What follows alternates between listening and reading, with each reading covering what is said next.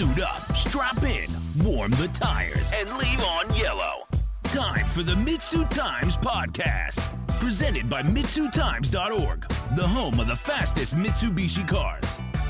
With your host, Josh. What's going on, guys? Welcome to another episode of the MitsuTimes podcast. My guest today is Mr. Matt Marshall. He is the owner and driver of a very cool Ralliart. How are you today, sir? I'm doing good. How about yourself?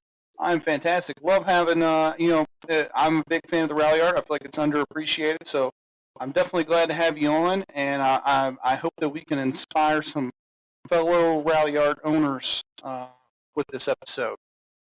Yeah, absolutely. That'd be awesome. So, Matt, why don't you introduce yourself and tell us a little bit about what you drive? Yeah, so I have a 2009 Mitsubishi Lancer Ralliart. So this was actually my first car straight out of high school that my parents luckily gave to me.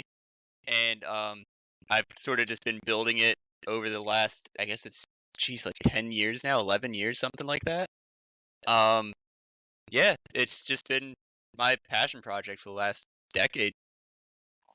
Love that.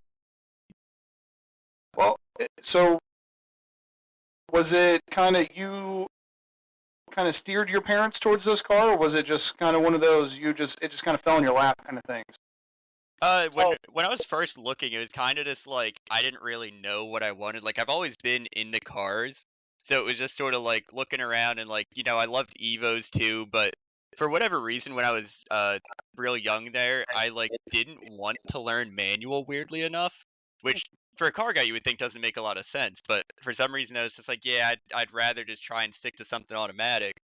And Evos were way out of the price range, and my dad happened to come across the Ralliart, and he's like, I mean, this thing seems basically like an Evo. I was like, that seems pretty cool. Yeah, let's check it out. And I mean, the rest is history from there. And I love at first sight.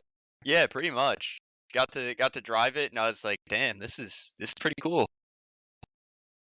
So what's the current setup on it? So right now it has a Cope Performance 750 horsepower package, long block.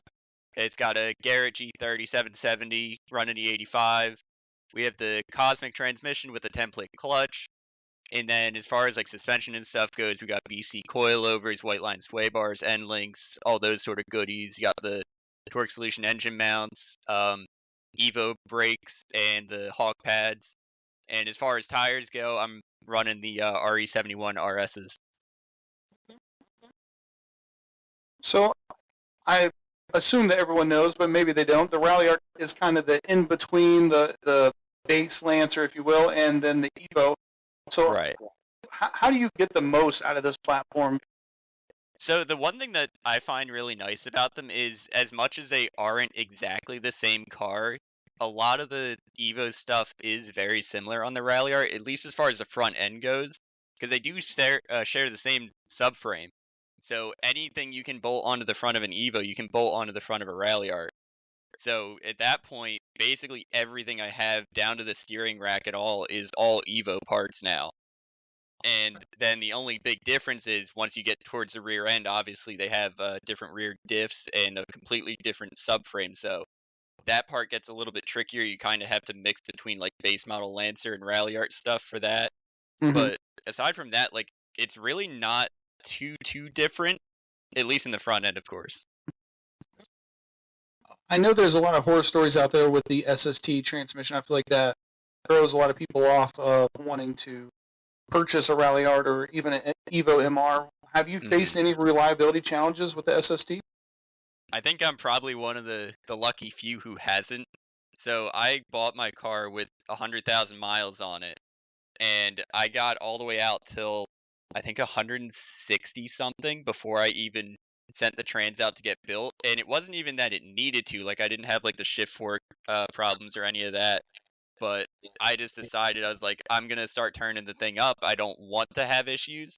So I sent it out to Cosmic, and it's been running steady for the last 5 or 6 years now. Okay. So of the mods you spoke about earlier, what do you think has been the most notable performance gain when it comes to Autocross?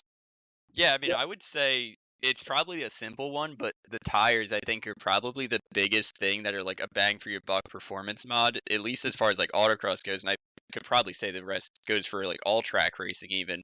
Just the benefit you get from like the stiffer sidewalls, and once you get heat in these tires, like the amount of just mechanical grip they produce, it's really just like changes the whole attitude of the car.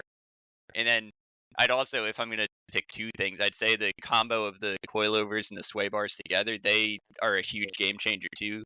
Once you get the ability to adjust your camber and like actually change damping and things like that, you really get to make these cars rotate a lot better than they do in their stock form. People who may not be familiar with autocross, there's usually two types of layouts: a tight one and then a fast flowing one. Does your approach change depending on the course layout? Yeah, definitely. I would say it does, especially now with the way the setup is with this bigger turbo. It's a lot laggier, so all of my power is pretty much after about 4,500 out to the 8,700 that I rev out to. So I have to try and play into that a bit. Mm-hmm. So if the course is like tight and technical, I try to stiffen the car as much as I can to get it to want to snap, and then I just have to, in those sort of situations, it would be a lot of left foot braking to try and get the boost to stay available. And then the fast flowing courses, they're definitely just better for the car overall. Right. We hear that a lot for Evos and DSMs and stuff like that. So that makes a lot of sense. The fast flowing ones tend to work in our favor. Exactly. Yeah. Well, are there any handling characteristics of the Ralliart that you've had to adapt to your particular driving style? Yeah, and I guess that kind of goes back to what we're saying about like the Titan technical, because the problem with them being that you have the trans and the engine sitting right over top of those front wheels, they really like to produce a lot of understeer. And the only real solution I've had to that was just dumping a load of camber into the front and then stiffening up the front as much, or the rear as much as possible, to really get the thing to want to rotate. So after like a good few years here, I've kind of figured out what it likes and what it doesn't like and what I can get away with. Mm-hmm. And I've kind of got it to a point where it'll actually listen to what I want it to do. Kind of on that topic, Matt, do you typically like tune your suspension or change your tire pressures depending on the specific event or layout? Yeah, I mean, for the most part, I kind of set the tire pressures like pretty much the same for all events. And then, I mean, as it goes, I might need to change them here and there, but for the most part, I'll kind of set it and forget it. Mm-hmm. And I'll use like paint markers on the tires to see how much of the sidewall I'm getting onto, to see, do I have too much tire pressure, not enough, this, that, or the other. And then the damping setup for the car is usually kind of the same, but it goes the same way. It just depends on the course. In your opinion, what are some of the biggest mistakes that you see new autocrossers make? If someone out there is listening and they're thinking about getting into autocross. Oh yeah, this one I did like when I saw this one. This is a good one, because I think the biggest thing a lot of people tend to do is they'll overbuild their cars for what they're trying to do. And I've talked to a lot of my friends about this before, and all of the ones that have gotten into this type of racing, they can all agree that it's really just better just to get out there and drive, even if your car is completely stock. While I had this car, I had a daily for a while that was a Mark 7 Golf R, and I even took that thing completely stock out to autocross, and like, you'd be surprised how much fun it is even just to have a totally stock car out there. But the big problem a lot of people have is they have this idea that like you have to have a race car to be doing racing things. Right. And they'll be like, oh, well, I got to do this, I got to do that. It's not going to be ready until I do whatever it is. But really, I think that the problem there is you're going to mask a lot of issues that you'd have with your car if you like overbuild it and you don't learn proper driving techniques. So you really just, it's better just to get out there and to start driving. Makes a lot of sense. So Matt, in between events, what kind of maintenance are you doing on this car to make sure it's ready for the next? Overall, I mean, it's pretty simple stuff. It's nothing like out of the ordinary from what you'd expect. The only thing I could say is, I mean, I do the oil changes very frequently, being that it's a built motor on ethanol now. I'm doing them every like 1,500 miles, give or take. But outside of that, it's the normal, check your brakes, check your tires, transmission fluid services, transfer case, diff fluid, just all that sort of stuff. Nothing too crazy. One thing that I think is interesting is, we see drag racers tend to bring their whole garage with them when they go out to the track. Are there any must-have tools or gear that you always bring to an autocross event? I mean, yeah, I'd say it's fairly similar in that sense that like you definitely want to. You never know what's gonna happen, so it's always good to be over prepared rather than under prepared. So I'll bring like my full little toolbox and stuff like that. But the must haves would definitely be like your simple things like your tire pressure gauge, inflator, stuff like that, just to be ready to make quick adjustments on the fly. Makes sense. This episode of the MitsuTimes podcast is brought to you by Haltech. After 35 years in the business, Haltech continues to be an industry leader in engine management and performance automotive electronics. Whether you're sliding sideways in a turbo drift car or pulling high gear in a 250-mile-an-hour Pro Mod, Haltech has you covered with their award-winning fuel and ignition control products. Their flagship Nexus R5 combines the functionality of a PDM, wideband controller, and engine management all in one state-of-the-art vehicle control unit. Powered by the user-friendly NSP software, Haltech gives you ultimate control over your race car with built-in Wi-Fi and oscilloscope functionality. Haltech helps power the world's quickest 4G63 powered dragster, 4G63 all-wheel drive 5-speed, 4G63 all-wheel drive auto, and 4G63 front-wheel drive cars on the planet. They can help you unlock the power. Check out all their products at haltech.com. Find them on Facebook, Instagram, and YouTube at HaltechECU. You talked earlier that you don't daily this car. It's strictly just for these autocross events, or you take it out on the weekends or something?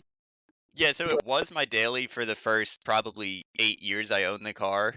And since then, since building the motor, I don't daily it anymore. And I've recently picked up a BMW X5 diesel as my new daily that I can now use as a tow rig as well to make it I can bring the car around wherever I want. But I do still street drive the car, it's just not quite as often. Gotcha. Okay. Matt, what has been your most memorable autocross run or event that you've had so far? I'd have to say, so this goes back to last year in the South Jersey region. They do events in Atlantic City, and they have this one event they do every year. It's a 2-day event that they call Battle at the Bay. And essentially what they do is they make a team out of 4 or 5 people, and the teams all compete against each other for their best overall time. And then at the end of the event, they give like trophies, whatever, just something fun just to make it like a group effort. And last year I got a group of my friends all together to do it. And mind you, none of them really do autocross necessarily, or like the ones that were interested, they're like new to it. And that was like one of their first real introductions to it. So it was kind of cool. They made this event, since the Olympics were happening last year, they tried to play on that theme, and they did like this triathlon thing where in the morning we did 3 autocross runs, and then after that, in the afternoon, they actually set up like a little drag race as another event, and then they did a third event that was a slalom course. So you had to pick from your team who was going to do which event, and everybody did the autocross part, but then you had to pick the other ones. So myself and my other friend who does a bit more drag racing type stuff, we did that.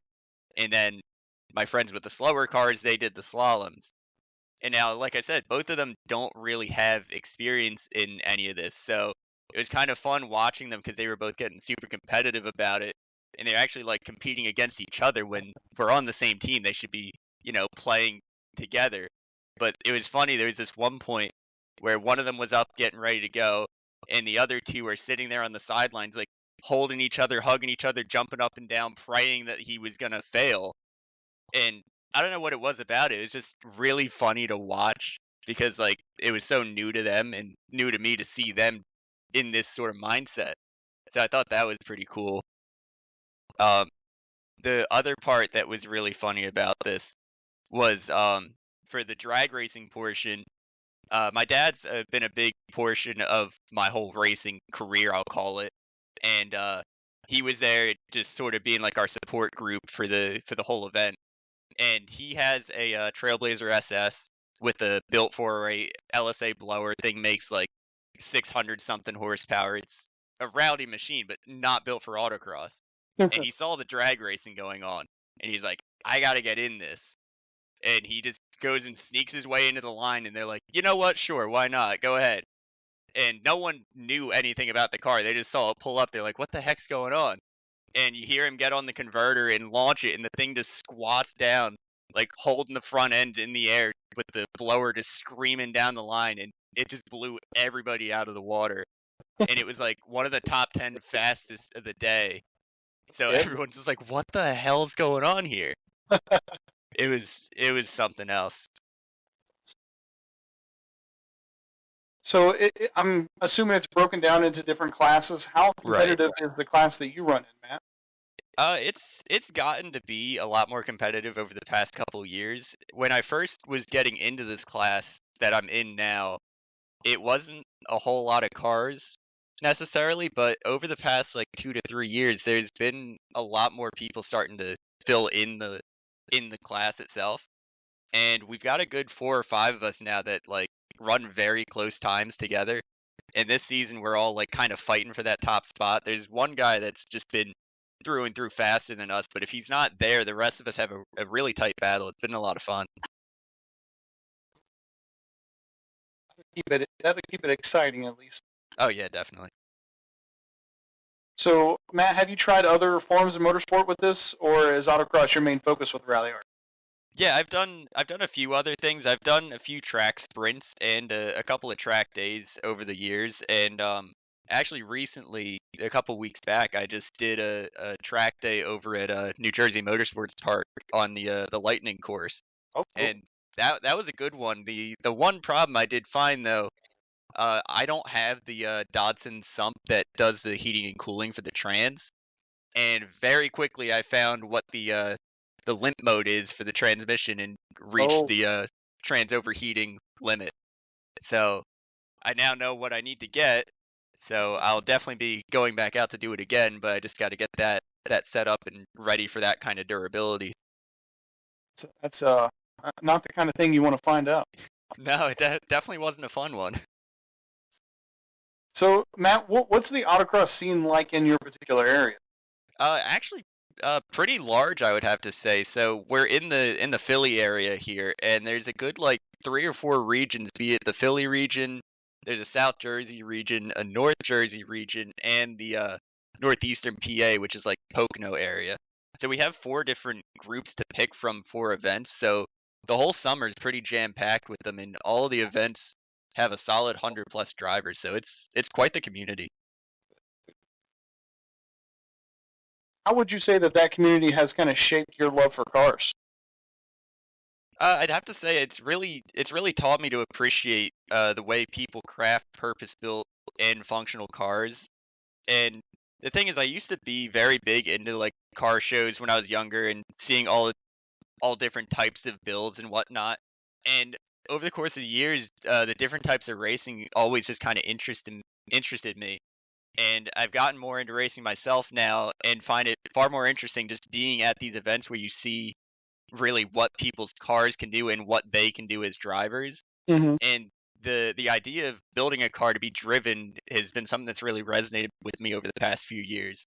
And I think it's really just kind of started to shape my appreciation of car culture just kind of as a whole. Well, Matt, are there any future plans for the car? Maybe some more power or some chassis adjustments?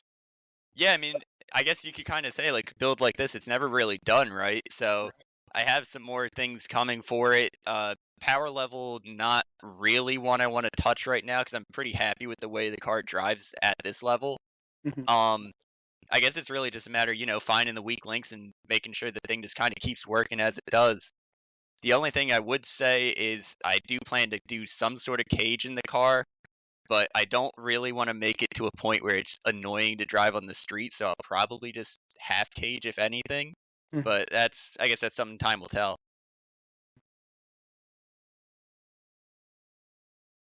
Well, Matt, let's say that I'm listening. I own a Ralliart. Maybe I even own an Evo. What advice would you give me for, starting out into autocross and trying to be as successful as possible with my car?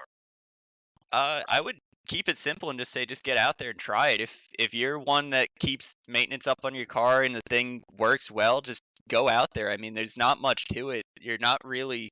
I think the one thing people kind of misunderstand is that it doesn't really put as much wear and tear on your car as you might think.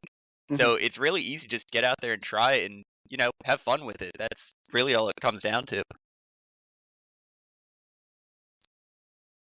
Do you think in the future you might try to hit up a national event? Yeah, definitely. I've been thinking about it for a while now, and one of the big ones that they do is actually in Lincoln, Nebraska. It's like an end of the year big national event. They'll have like solid 1,500 drivers out there, and I've wanted to go do it, but haven't had the means to do it yet. So I'm looking to try and do it in the years coming. It's just not in the schedule for this year. Is that the King of the Mountain? I would call it that. Yeah, that's a way of looking at it. Well, I know there's one called King of the Mountain. I just don't know where it's at. Didn't do any research. Oh no, that must be a different one. No, it's not that one specifically. Okay. I think that's an invite only thing. I don't know. Anyway. That might be. Yeah, I actually haven't heard of that one specifically. Okay.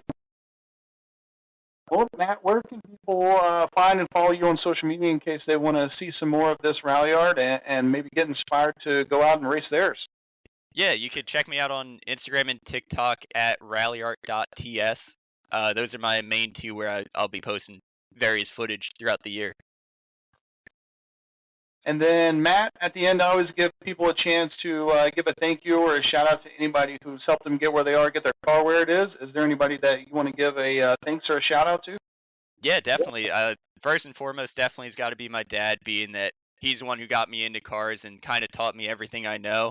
So he's definitely first one on that list. I've also got to give a big shout out to my girlfriend, Nina. She's always there with me at all the events, and she's super supportive of it, and love her for that.